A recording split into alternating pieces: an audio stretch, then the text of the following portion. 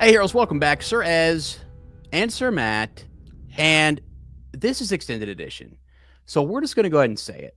There's going to be nudity in this There is. season, Matt. Hey, We're it's explicit. going Hold from on. Explicit warning. What we were refraining from saying, there are leaks and spoilers here. Okay. I'm going to actually probably title this the spoiler edition for the show because this is crazy. This is crazy. We're about to say words that we thought, we try to keep this PG-13, but we're about to go R. So full warning. Right. Ser Ezra and I will drop some swear words here and some references and giggle at anatomy jokes here in a second. Okay. Yes. Sorry. If you're you've been warned. You've had honestly almost a minute of warning. You've been warned. Okay. Warning over. We're not going to be making these type of jokes throughout the majority of the rest of the podcast, but this someone's tripping over themselves trying to get to the pause button right now. Right. Okay, sorry, I just gave an extra let me just say this. Based upon what Rosamund Pike has said, and there might be some extended episode, there might be some extended parts. Yes. In the show, as extended parts. It's gonna bring a whole new meaning to he who comes with the dawn. Yes, it will. That is crazy. This is crazy. Like again, it's not actually. I mean, I guess people are like, well, why is it so crazy, right? Why can't we? It's fine. I think. Oh, it's fine. It's just we weren't expecting it. Oh, it's unexpected. And here's the other thing too: is that like, it's really not been done a lot in. Like it's like socially, like the acceptance. Again, I get this the whole idea is to change that social acceptance and stuff, which is fine. But this is going to be one of those things that now is going to be a little bit more jarring. It's going to hit people, right? Can we go ahead and say the big spoiler here? Dongs. Yeah. You're going to see them. And you're going to see a lot of them, apparently. Yeah. So for me, it's not the fact that there's like a bunch of male nudity. There's a bunch of male nudity in Game of Thrones. It's really just for nudity. Me, it's the fact that there is going to be nudity in the first place. I know. Because we were saying we didn't think that, and there definitely is some in the series. But I just kind of thought, man, I think going more PG-13 with the show opens it up to a wider audience. And now I feel like you just sort of limit yourself a little bit with that audience, right? Right. Yeah. So oh man. Yeah. Okay. What? Yes. No, you're right. There's an element to this series that is you don't want to spoil anything. No. You kind of already know about some of this. So this is again slight book spoilers if you're like past book, like past Lord of Chaos, so just a little bit. It's not necessarily anything that's going to be shocking to people. It's already happened. We've already seen individuals. Well, Randon Avienda hooked up. Right. But it wasn't, it's like, we read Game of Thrones. Okay. I mean, they're talking about like, they're explaining in detail exactly what's going on, exactly, oral sex, the whole deal. Yeah. They explicitly describe it in Game of Thrones, right? In this, they just sort of say like, well, Avienda and Rand, they made love. I believe that was the wording. Now in the later end, it might get you. And as you said, there's the part where they're on the boat and sometimes they're, whatever, they're with the women who aren't wearing shirts. And then sometimes we talk about in the dream world, the women are naked and stuff like that. Which again is fine. Nudity is what it is. I mean, obviously we've watched Game of Thrones, so it's seen far worse. I guess my thing though, sort of my taking it back from the whole deal is I just feel like you alienate some of the potential audience because it's like, this is like just slightly past PG-13. You know what I mean? Yeah. Like like Game of Thrones, for example, and The Witcher, let's just use that too. I mean, you're like seeing like people's, when somebody gets cut, they get slashed in the throat, you see blood spurting out, and you see like, you see like body parts get hacked off and like the sex scenes and that. I mean, like, okay, they're, getting after it. All right. And you're like, like you're seeing that, which again is fine. Like, that's like, love both those shows, all that. But I feel like Wheel of Time with sort of its nudity is just sort of past that like, I feel like you could just have the women closed when they're in the dream world or they're in the testing grounds, right? And I don't think it's gonna change the nature of the show. And I mean, like, you're gonna have some hardcore book people, I guess, a little upset about it, but I don't know that it's, I guess I just don't think it's entirely necessary. And again, by doing it, you look at the statistics. I believe I was looking at it. It's like, dude, I think it can drop your viewership in movies. It drops like, it's like 40% of like the difference between a PG-13 and R movie of like what the typical revenue is. And again, it's Amazon, so it's not like they're hurting for money. I mean, this show could flop and Amazon's going to be fine, but we just want it to be as big as possible. And yeah, it could have the potential of being that much bigger by being viewed by that many more people.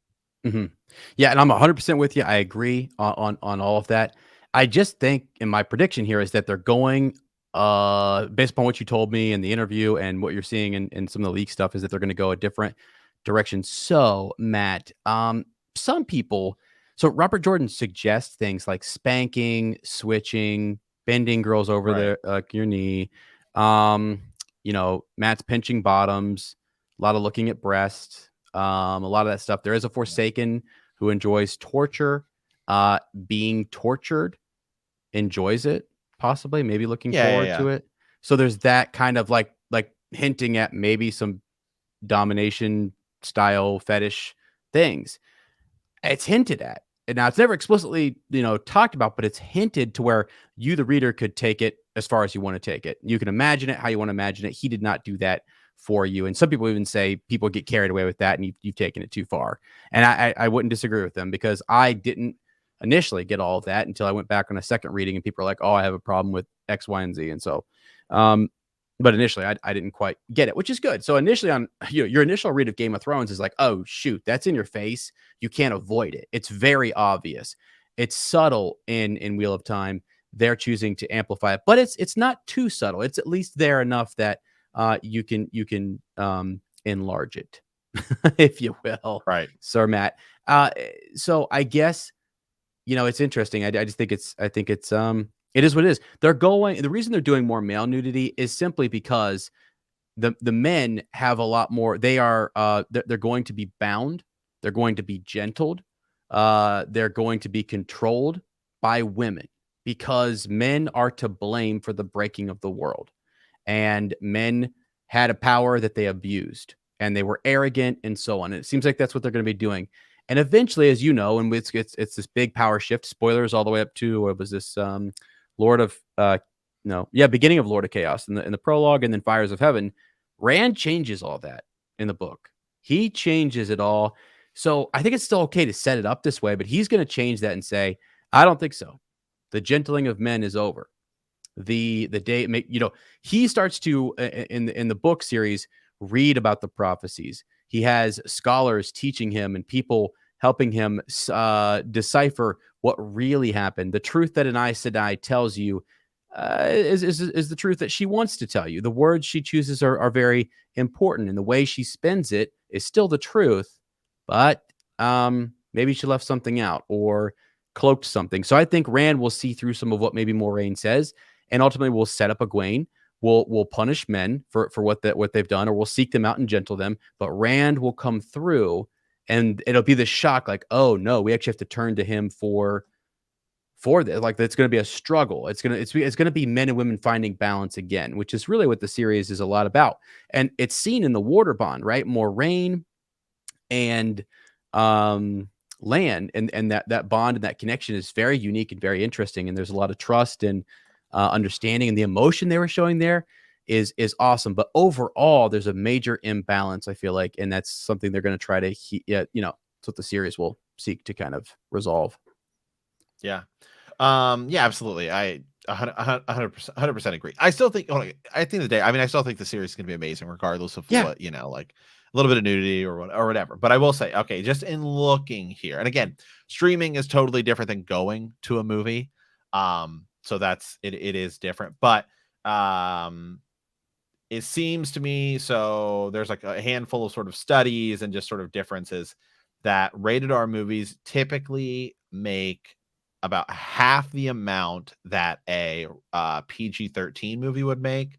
There's like another study that says sort of 40%. And then some of it comes down to they say like, so why are all these movie industries making rated R movies if PG-13 is the way to go? Well, some movies just obviously work as a rated R movie and some don't. Like some of your subject genre is so specifically, rated R that if it is PG-13, you're not gonna gain that many more people. So take the two Suicide Squad movies, for example, right? You have the first one, which is Suicide Squad, was PG-13, kind of sucked, got trashed in the reviews. Now, obviously, it made way more than the Suicide Squad because it came out in COVID, so it was just really streaming and then to a select movie theaters or whatever. But the Rotten Tomatoes could not be more night and day different. Could not be, because the second one is so much more violent and everyone's like, they felt like that's the subject material. Mortal Kombat, a PG-13 Mortal Kombat was not going to do as well as sort of an R-rated one. Whereas I guess what I'm getting here with Wheel of Time, say compared to something like Game of Thrones, is that Wheel of Time isn't really that far into our territory. I mean, if nudity is really the only thing, you can kind of cover that up, and then you shift back, and now it's something that's appropriate for teenagers and kids to watch even. And then you have that many more viewers. Now, again, we're talking about streaming numbers here. So it's just one household is watching it as opposed to whatever. But there still would be a lot of people that would be a thing. They can watch the show. The more kids that can get into, that's more book sales, that's more toy sales, that's more merchandise, which then creates more fans, which then makes the series have that much more viewership, which means it gets a bigger budget, which means it's a better production. So that's where I'm at. That's where I'm at. That's where I'm at in the whole thing. For me, it has nothing to do with the whole fact that they want to have more sort of male nudity than female nudity. That's whatever. That doesn't bother me. I think it's cool actually that they're doing that. It is true. There is obviously strong pushes for just like, female nudity in things.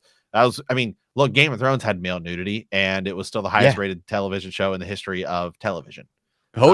So exactly. I mean, you had Renly Baratheon, Exactly. And so I guess, so my only sort of take aback with Wheel of Time is that it's there's not that much of it. And so it's something that's sort of easily adapted. And so I guess I'm just like, oh, I didn't know they were going that sort of mature. But then everything we see in the trailers, like, I don't think there's going to be blood and guts and gore. And so now it's like, is it necessary? Yeah. I don't think so. Well, here's my last thing on it is I think I hope it's just like, I don't know. How do you say? Innocent? Once you do it, though, you're locked in. So, I know. Yeah, I know. And so apparently it's already done. I mean, Moraine has confirmed, or I'm sorry, Rosamund Pike has confirmed that it is already, there is confirmed nudity. So, so I guess if you're going to do that, then leave it at that. Don't take it into this direction of, I don't know, like if you're going to chain, let me tell you this, Matt, if you're going to chain and gentle Logain, put a chain around his neck and walk him through Camelin or Tarvalin. He doesn't need to be naked for that. He's not naked in the books, is he? No, but one of the rumors out there is that we might see that individual naked. You know what I mean? Right. So so when we see that, it could be more of an innocent, not innocent, but like just there's just no reason not to just have him in rags or whatever. Yeah, that's what I'm saying. Like when you add the extra layers on top, like people start to dig into like, oh, it paints an image of something that even could have been done to him off screen. You know what I'm saying? It starts to take it. And it also I guess just sort of causes us to question, what is the tone you're trying to present, and why are you trying to present it? And how is this adaptation going to work? I think that's sort of the thing, because correct me if I'm mistaken, but where in the Eye of the World is there nudity? Yeah, I think it's only even mentioned that someone was like, I think it's Nynaeve talking about one of the boys when they were running. She used to see them, like, she knew them as young boys running naked through the. Like, it's only mentioned. You're not going like to show once. that, obviously. No, Yeah, no, but no, exactly, no. But I mean, like, it's only mentioned twice, I think, in the whole book series. So The number I guess count. what is the way she makes it seem is there's like a lot of guys. She's like, all of the guys are working out. I mean, she makes it seem like there's a lot in the way she says it. Now, it could just be the way she's referencing Maybe it. she just means shirtless. But I mean, I think she says nudity, and she says male and female. Yeah, then I think it would just be like, I think it's got to be Logain. I think it has to be something with the warders. I think it's something with the warders. I think you will see an intimate scene between Rand and Egwene. I think they're going to be. That's what it I seems think that's like. totally going to be a thing. Which is totally different. Yeah. And again, we've talked about this. Yeah, I mean that makes me think that scene where it almost seems like they're about to hook up. I think it does happen. They do hook. I'm sure it seems like it. And that's, again, yeah, it is what it is. Whatever. I just hope it's not. Again, it's just like, to me, the nudity of just. It's going to be different. Okay, the sweat tints. I think that's the other thing too. It's really telling us that this is going to be different, and we know it is. But it's just like, now we're this much closer to it, and it's like, I don't know, because we all want it to be good and we all want it to work, but we also all want it to be the story that we know. Yeah, and it might not be. Yeah, and I'm okay if it's, again, like you said, as long as it's good, I'm okay with nudity. Honestly, it's totally fine, and it's it's not so much that it is it tells us different. Exactly. We want it as long as nudity is done well and it's got a purpose and it's not just, you know what I mean? Because that's the thing you could do is it could show vulnerability. It could be a natural thing. Like, if they're not showing, when like, they go in the sweat tints for the Aiel, like Egwene, it's like her modesty is kind of like, oh, all of the Aiel strip naked and get into the sweat tints, and it's it's women together exposing themselves, and it's just a cultural thing, and it's just understanding different cultures and ways of life. When they go to the trials, the whole deal is it's a vulnerability. It's sort of a vulnerability thing. Yeah, I don't know. Ultimately, again, to me, it's just like, it's just another thing we're hearing that's like, well, this is different. Yeah. And so it's like, what are we? All the trailers and everything look good. It's just like, I think it's gonna be awesome. Where just this one thing alarmed us a little bit, and we thought, because we are fans of it and we want it to be good. We don't care that there's nudity or not, but if you do it, we just want, like, oh, we want tons of people to come watch it. We want tons of people to, like. I mean, so that is true. It does immediately to me sort of unnecessarily eliminate audience. Maybe they are swinging for the fence here and saying, we want this to be our Game of Thrones. Mm-hmm. And I mean, one of the things that made Game of Thrones so successful, I mean, Game of Thrones had the highest ratings in television history, and it is like way more rated R. Yeah. But I guess the difference, and we've talked about this, is that actually Amazon Prime, more people have Amazon Prime just because of like shipping and all that stuff, but you have access to video, that just because of the sheer amount of people that have access to it, and the fact that it is a lighter tone compared to Game of Thrones, is that the viewers of this could actually theoretically be, if it is like as quality as Game of Thrones, it would be the highest watched show in ever. Yeah.